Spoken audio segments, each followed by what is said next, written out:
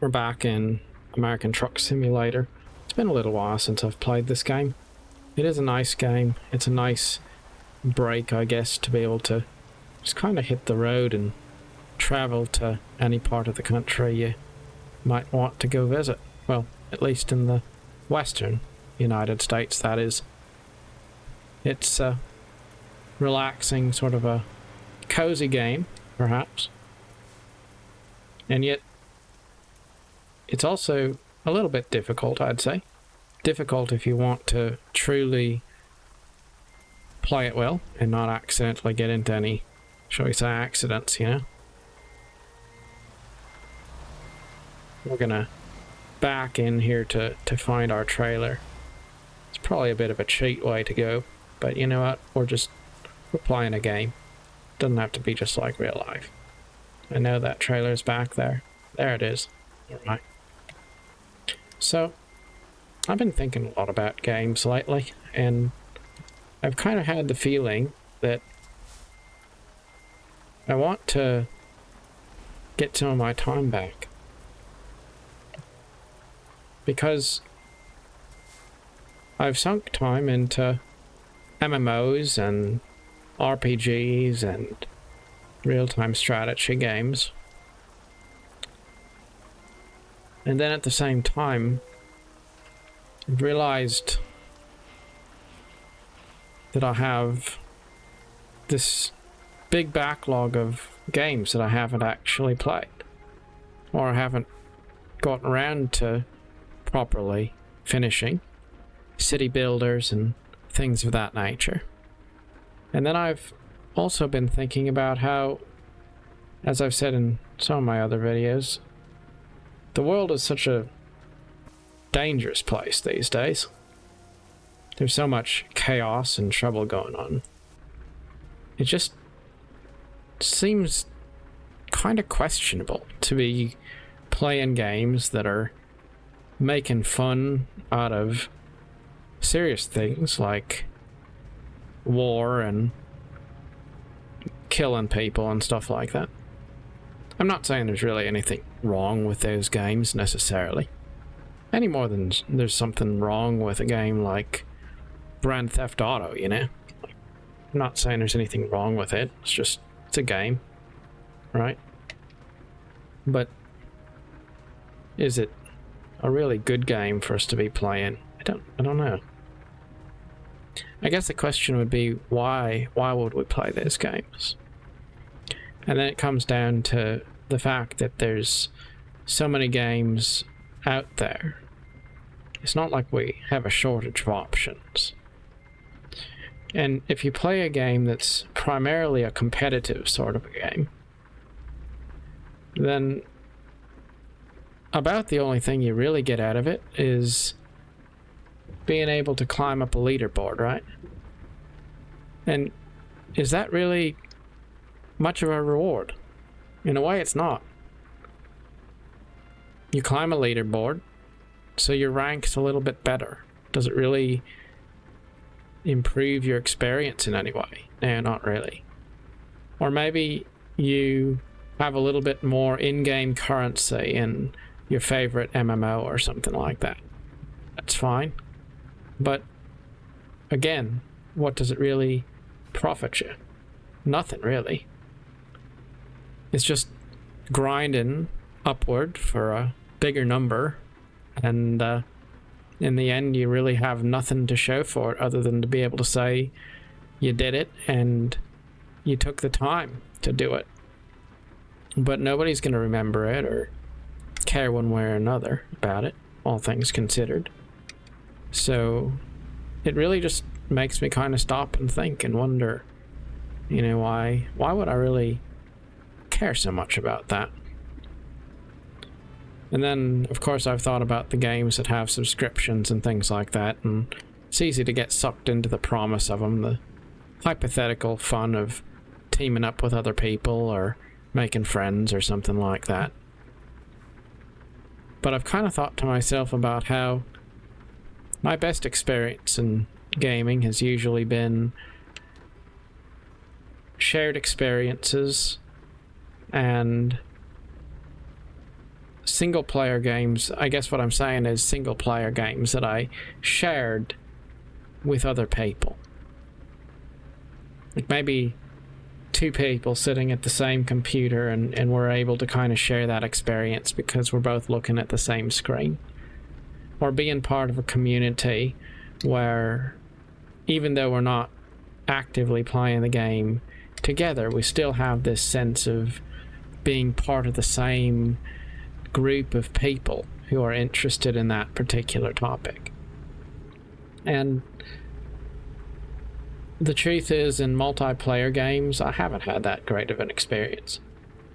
I've enjoyed them because I've liked the idea of the sort of experience I potentially could have in an ideal world, I guess. But the truth is, it's just been kind of a single-player experience in a multiplayer game. That's usually what it is.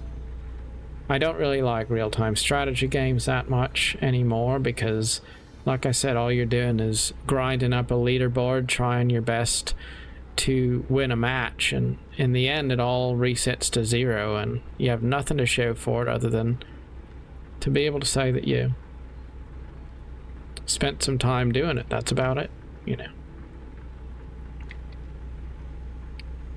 I like games like city builders and management sims and things a lot more, really, because when you play them you have something to show for it in the end, and that's kind of nice.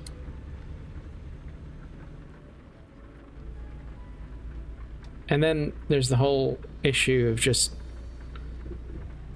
I guess, the whole violence in games thing. I've thought about it from time to time. You know, when I was a child, I remember my mother would dislike violent video games because she would say that it's, you know, not good or something. And I suppose I kind of scoffed at that idea at the time. But today, I guess I kind of having time to think about it. I think about how it's fun to pretend at things when they're not really personal and they're not really real. But then I think, what if it was real? What if it was personal? Would you really still want to make a game out of it? And I don't necessarily think that we would. I think that if we experienced true adversity, we would be less likely to think that it's fun. You know, if you spent time watching people you care about get brutally murdered, would you really want to play a game about brutally murdering people? I don't know. Maybe. Probably not, though. So it comes down to what's uplifting and what's morally upstanding. Like, can we do these things? And then there's just the matter of continuing to grind for something.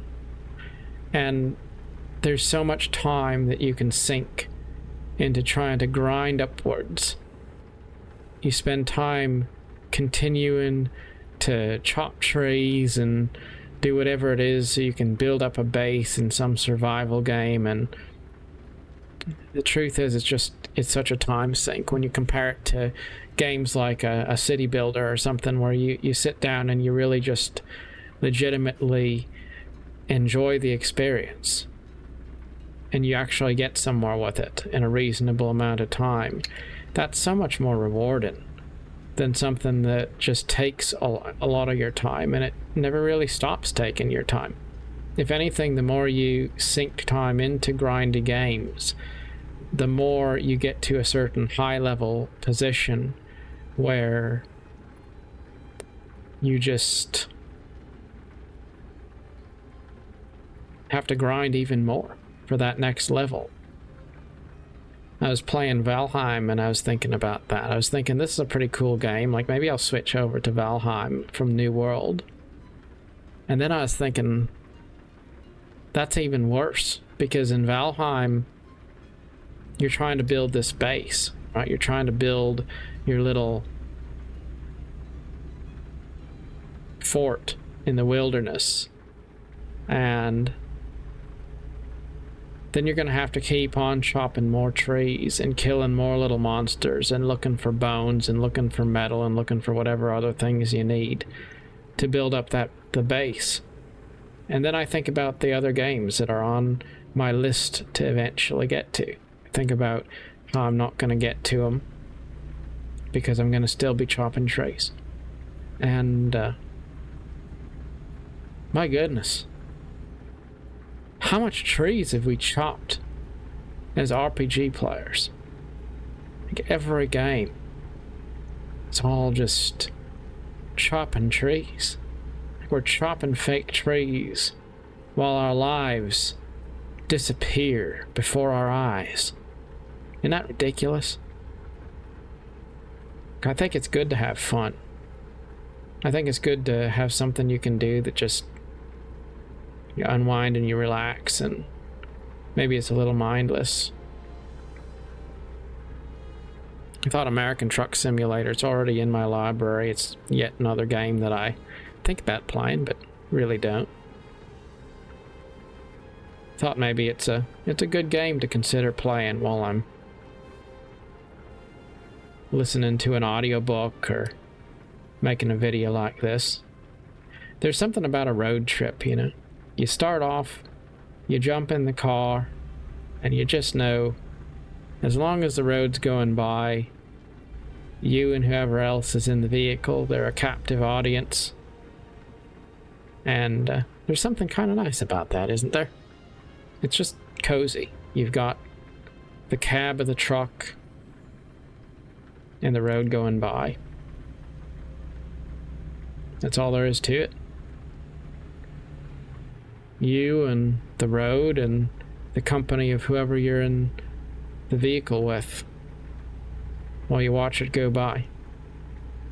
And the truth is, you don't really pay too much attention to what's going by out the window, but it feels, I guess, kind of liberating in a way, because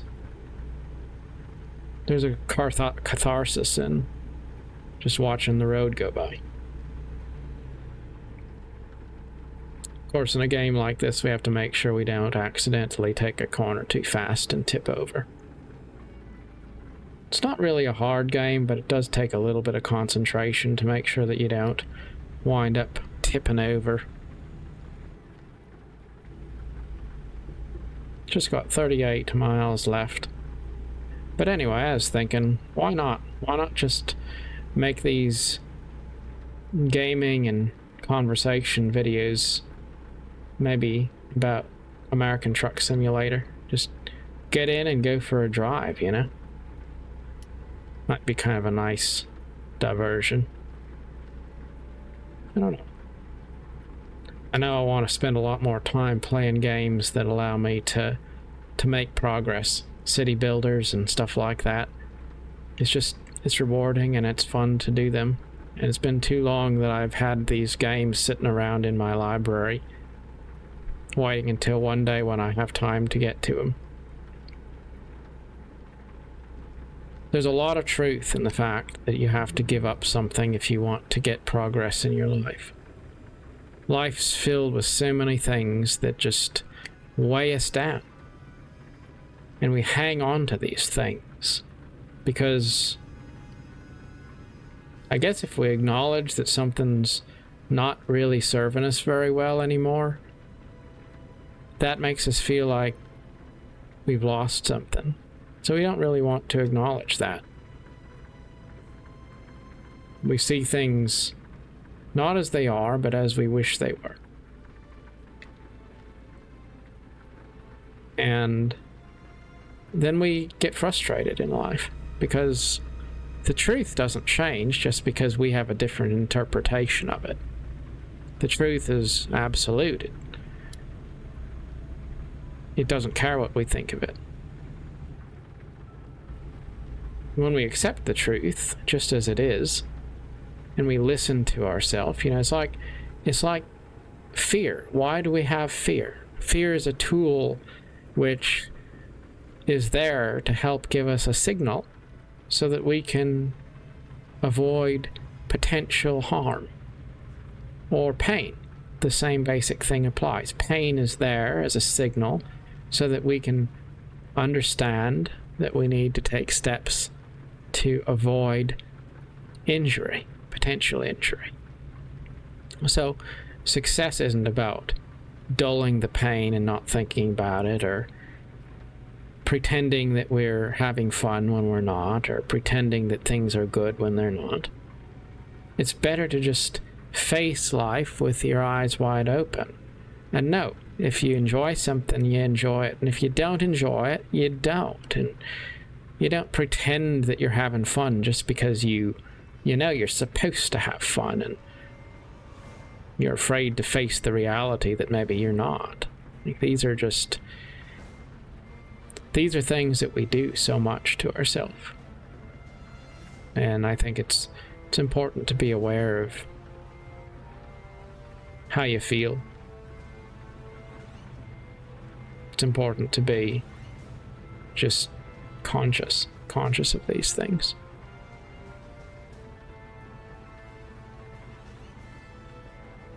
You know, I remember I was watching a Jeff Favango video. He's a guy who does videos for various games, including American Truck Simulator, and I remember he was talking about how he had read the book The Secret, and it had changed his life, because that book's all about having a positive attitude toward life and kind of bringing positive energy into your life and drawing those good things to you with positive thoughts, basically. And then because of him, I actually read that book, and I liked it too. I found it to be quite a transformative book, honestly. And I also thought about all the times when I've enjoyed watching YouTubers just playing games and talking about life, and in those times when life feels kind of bleak, it's been nice. It still is nice. It's nice to have those familiar voices, and sometimes it doesn't even matter what they're talking about. It's just nice to feel a bit less alone, because you can kind of get to know them, and some of the things that they say maybe resonate with you. And I think that's kind of what inspired me to start getting into making videos. I wanted to become one of those people too. Maybe it's just a way of giving back. Another thing I've thought about is how I've wanted to share my experiences with different things that I enjoy in life, gaming or other things, and then I've realized that it doesn't have to be a multiplayer game necessarily in order to share the experience with others. It could just as easily be content creation where you record your gameplay and you upload it. There's a lot of ways that you can connect with a community and be part of something greater than yourself.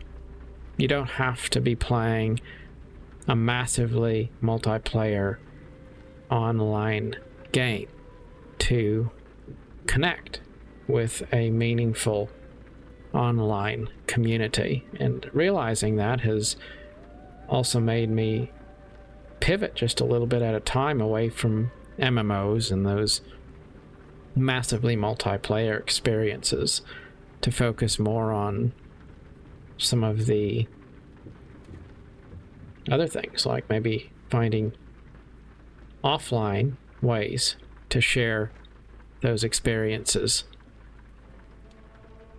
in the form of videos or message boards or Discord channels or things like that. Well, anyway, here we are. Looks like we're where we need to be. Let's see if we can perhaps get in here without crashing or embarrassing ourselves. There's the gate going up. Tell you, there's such a huge difference between this game and its predecessors years ago.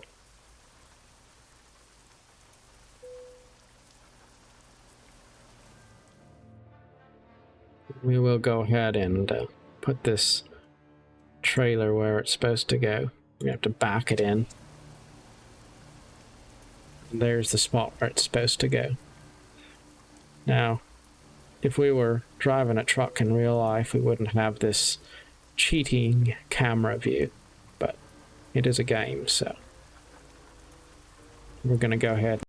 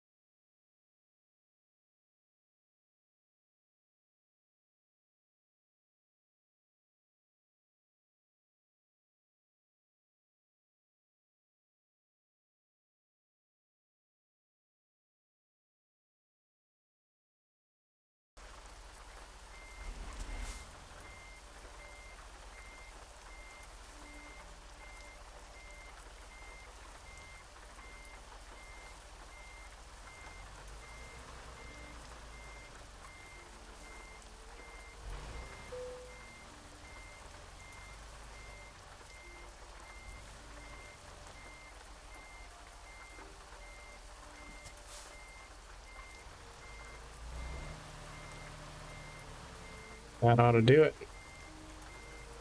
A little bit off center, but probably good enough.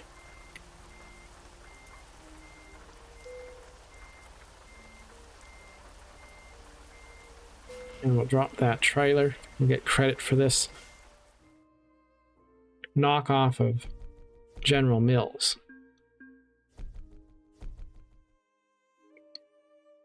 And there we have it. That's one more delivery in the books. Till next time, thank you for watching.